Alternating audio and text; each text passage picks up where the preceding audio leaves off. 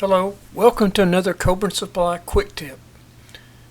My name is Jody LaPointe, and today we're going to be showing you how to update the Bluetooth firmware in the air handler.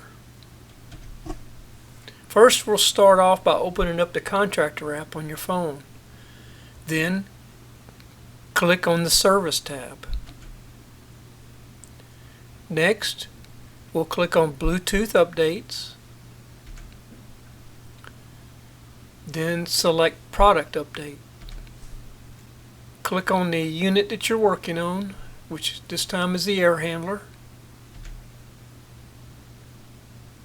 It's going to ask you to verify the serial number on the air handler, and then click the air handler tab here. The files are now uploading to the board. This screen confirms that your board has been updated. You can now click Done. Like always, thank you for partnering with us here at Coburn Supply. Check us out at www.coburns.com and be sure to download our free Coburn's Connect app on the App Store. Thank you.